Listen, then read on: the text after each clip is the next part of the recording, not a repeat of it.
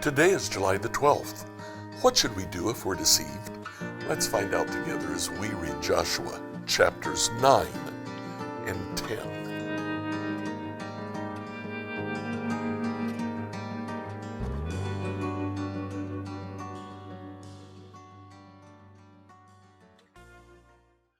Today, reading through the Bible in the year, please read Joshua 9 and 10.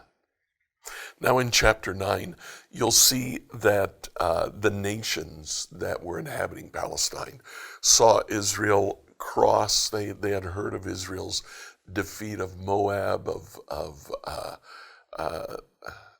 Amor. They saw Israel waiting for 40 years on the other side of the Jordan. Now Israel has crossed the Jordan and immediately defeats a major city, Jericho. They struggle a little bit with Ai, but they take Ai. The kings of the nations that inhabited Palestine at that time began to fear. Now, there are many kings that are mentioned, much more than you might think would fit in a territory the size of Palestine. But remember, this is the age of city-states. So the kingdoms were very small, composed of one major city and outlying suburbs or smaller cities that had been captured. The author mentions Hittites, Amorites, Canaanites, Perizzites, Hivites, Jebusites, and the Gibeonites. The people of Gibeon. Gibeon was a major city. The people of Gibeon said, they're going to kill us. We need to do something about this. So they deceived Joshua. They dressed up in old clothes. They made it look like they had been traveling. They go to Joshua and say, hey, we're chased out of our own country, and we are travelers. We're nomads, just like you are. Please don't kill us. We're not part of this territory. Joshua didn't consult the Lord, but just dealt with them directly and said, sure, you're fine. Just don't get in our way. Then he found out, no, these are people from Gibeon, one of the major cities here.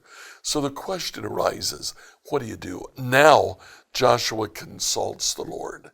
And the Lord basically says, well, keep your word, but. Now, Joshua entered into a covenant with them, said, we won't destroy you, we'll protect you. The Lord said, well, keep your word, keep your word. But Joshua did go to the Gibeonites and said, nevertheless, you'll be our servants for as long as you live. And he made them servants to be the woodcutters and the water carriers for the temple. Couple of things there. That meant that they had no territory inside of Israel.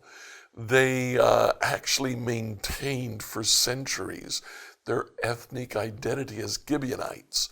They were referred to as Gibeonites many years later, but for their entire existence, at least up until the exile, they were servants of the temple. They did things that were necessary in the temple, cut the wood for the flames of the altar, carried water for the great sea and for other purposes in the temple. Now, in chapter 10, the other kings, King Adoni-Sedek, king of Jerusalem, heard that Joshua defeated Ai, had destroyed Jericho, and learned that he had made a covenant with Gibeon.